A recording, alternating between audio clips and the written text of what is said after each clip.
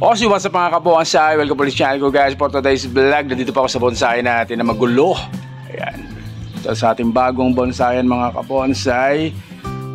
So gawin natin ngayon for sharing lang yung mga minarkot ko dati na Barbados cherry o tinatawag din na crab apple, tinatawag din na acerola cherry. Haharbisin na natin mga kabonsai. Ayan o. Haharbisin na natin yan. Ayan. Para may tanim na natin sa kanya-kanyang training pot yan. So bali ano yan, 5 piraso yung mga kabonsai na sanga ng Barbados cherry natin. So minarkot natin yan, mga ilang months na rin yan. Mga 3 months na siguro natin na nakamarkot yan. Ang dami ng ugat.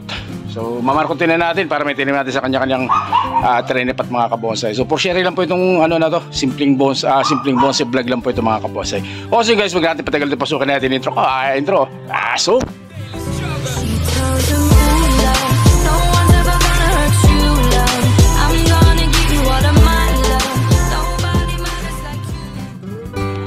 at yun na guys, pakita ko para sa inyo. So yun, ito yung ating nakamarkot, kita nyo ugat. So mamaya lalabas natin ito at dadali natin ito sa ating workshop area na magulo pa rin. So tsaka ayan pa. So bali 5 piraso yan na may rakot natin.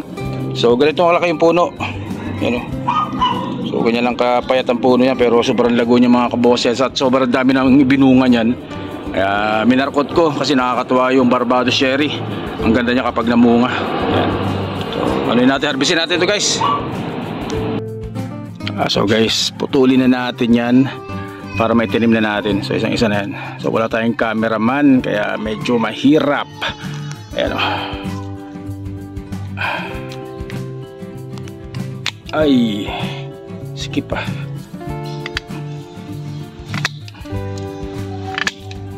Natin putol. Mamaya unahin natin si babaw. Ito. Yun. Putulan natin yung isa. So meron pa dito sa kabila.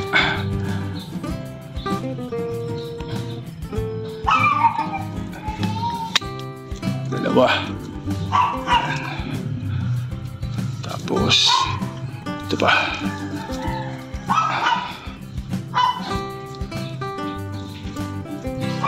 Tatlo. Tapos dito pa.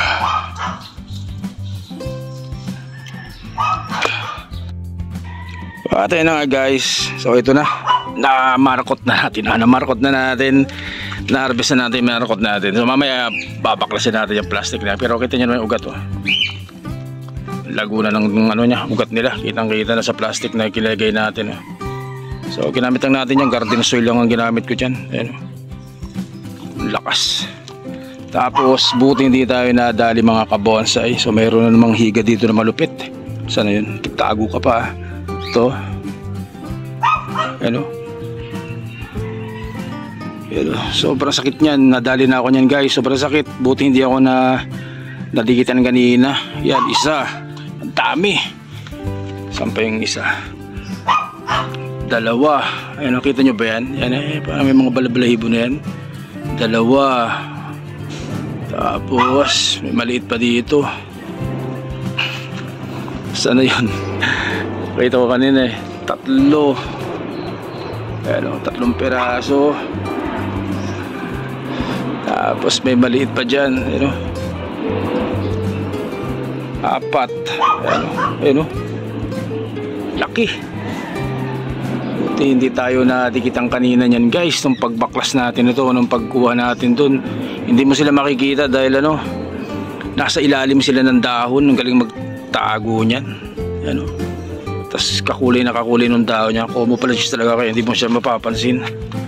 Ano bang tawag dito sa amin? Nakalimutan ko na. Yan pa. Dami dun, buti hindi tayo nadali. Kung nadali tayo niyan, iyak na naman tayo niyan guys. So ayan guys, ayan yung 5 piraso na yan.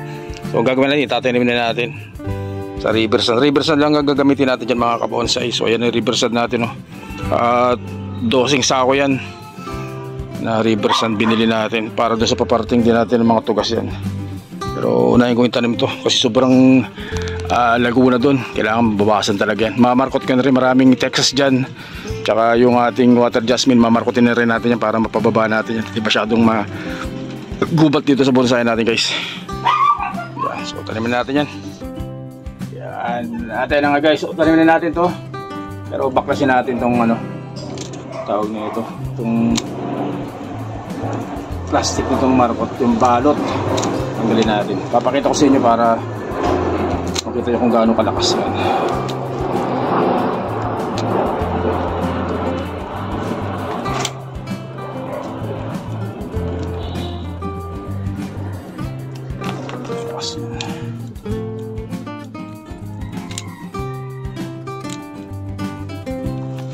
So may mga vlog na ako, may mga video na ako guys kung paano magmarkot sa mga newbie natin na mga tropa. Pasyalan nyo lang yung mga lumang vlog natin, lumang video. Makikita nyo dun yung paraan natin kung paano mag markot mga kabonsai. Ito yung ugat. Grabe. Lakas. Ito yung plastic. Plastic ng yellow to guys. O, ayan yung tsura niya. Tignan nyo. Ano? Grabe ugat niya. So ganyan na. Bubuhayin na lang natin ito ng ganyan. Hindi na natin yan papaklasin yung ugat. So ito iba, sobrang haba niyan.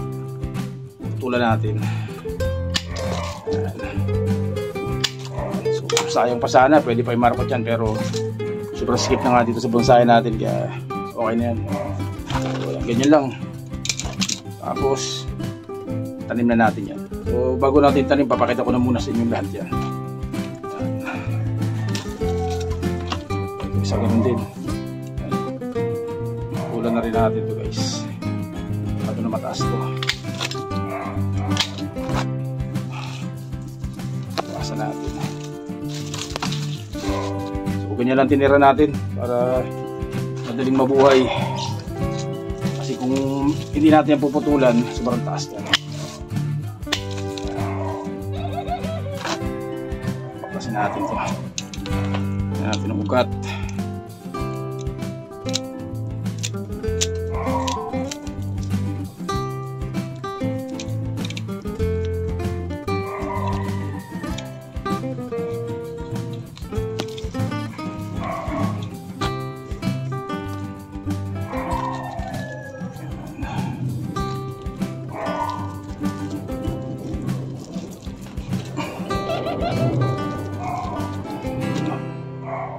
Lakas din oh. Lakas. So ano to, mga 3 months to. Medyo matagal natin no. Kasi nung minarkot ko to, pinabayaan ko na lang.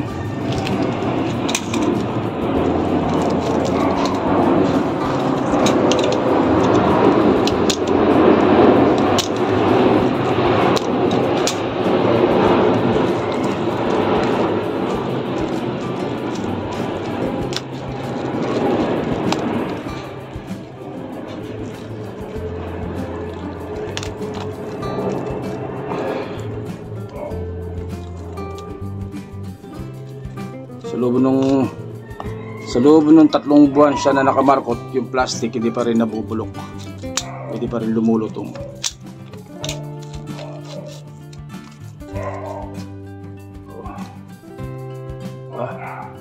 Sobrang lakas.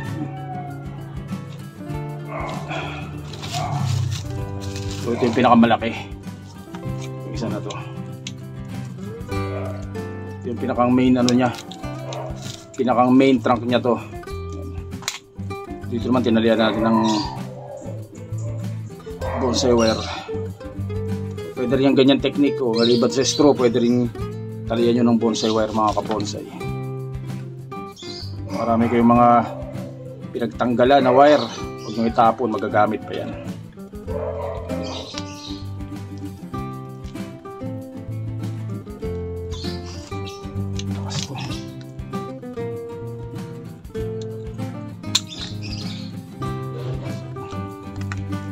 Dandahan lang para hindi masira yung ugat.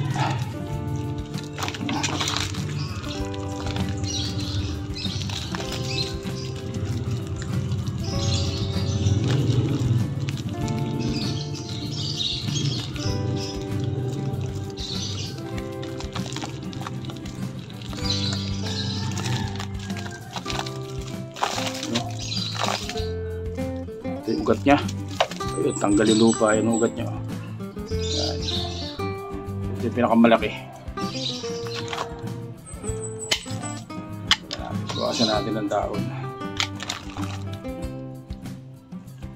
Ito pang isa. Tas, panlima to. Tulan na natin.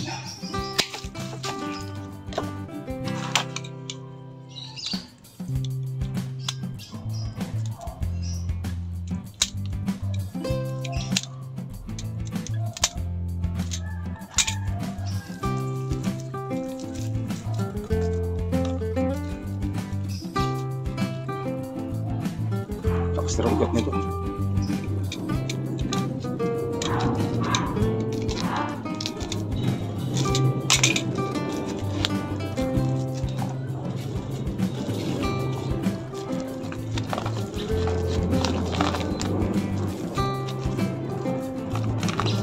Iyan, kita nyo kalakas ugat niya mga kabonsay.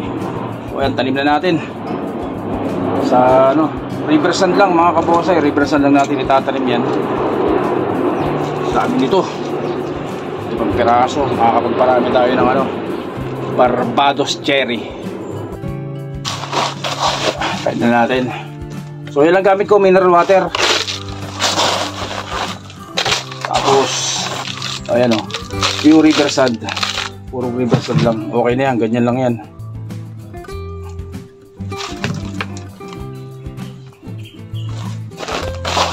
Hindi ko na tinanggal yung lupa dun sa pagkamarkot para di magalaw yung ano niya, ugat. Ayos na yan.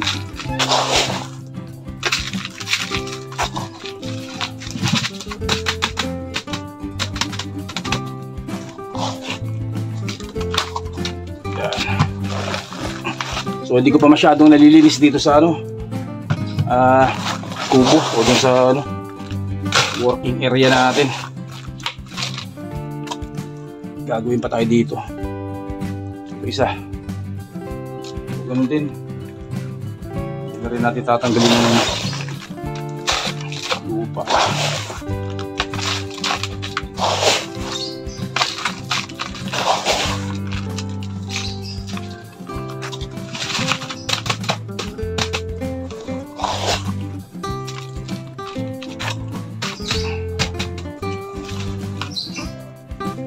Pero yung iba guys, nabubuhay yung cuttings ito. Yung iba hindi na nagmamarkot, nabubuhay naman.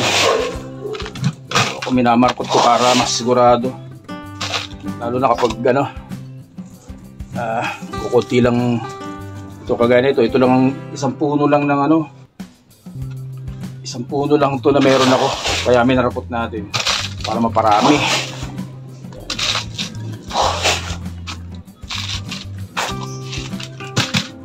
Problema, maskip dito sa bagong bonsayan ko guys. Maskip dito, 60 square meter lang. Mahirap mag-propagate, mahilig pa naman akong magtanim-tanim. Mga sanga, cuttings. Yung susunod, yung Texas naman. Picos, Texas naman ang mamarkotin ko. So, sobrang laguna yung mother plot ko yun.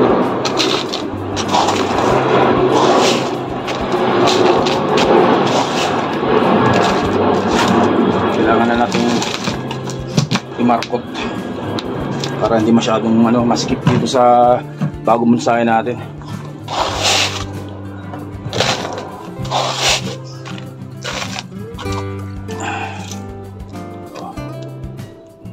Nito guys, oh.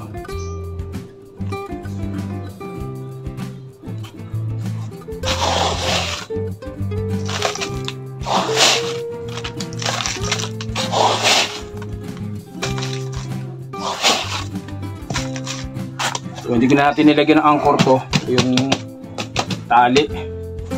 Hindi naman magagalaw to. Nilaliman ko na lang ng baon para tumibay.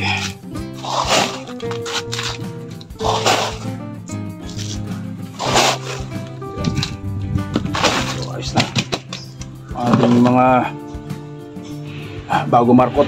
So gawin natin, diligan natin mga kabonsay. At sila nga tiligan natin.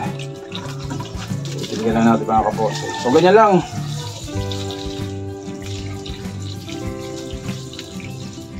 Kung gusto niyo magparami ng bonsai nang hindi na nag-hunting, propagation ang kailangan nyo mga kabonsai. Cuttings, yung ibang bonsai materials natin, kahit hindi may i-markot, nabubuhay yung cuttings, sinutuso lang nabubuhay. O meron din namang materials na kailangan mong markotin para talagang mabuhay mo. So ito, yung iba hindi na nagmamarkot nito, pero ako minarkot ko na lang para sigurado na mabuhay natin. So itong mother plant na to, binigay lang din sa akin po ito, isang piraso dati pa. Minarkot natin kasi nung namunga,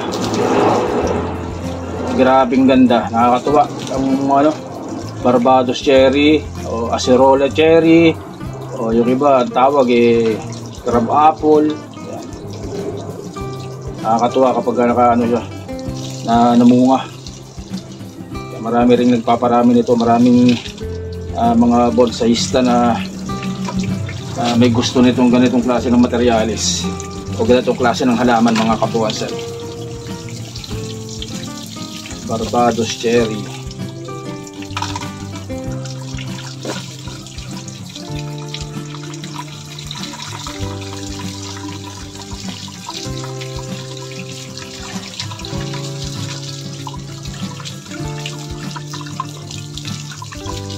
Ilagyan natin maayos para sumiksik yung lupa. Sumiksik yung river sand sa ilalim para mawala yung air pocket.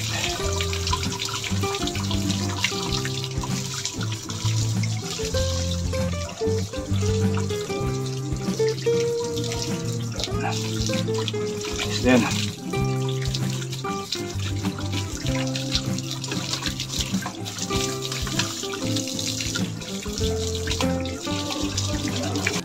at ano nga guys, so ganito lang po muna yung vlog natin. So maraming salamat pa rin sa patuloy na sumusuporta sa channel ko OLTV Mix Vlog. At follow nyo rin po ako sa aking Facebook, OLTV Mix Vlog din, yung Facebook page natin mga kabonsai. So ayan po, hanggang dito na lang po muna. Stay safe at syempre God bless us all po mga kabonsai. Maraming salamat po, thank you.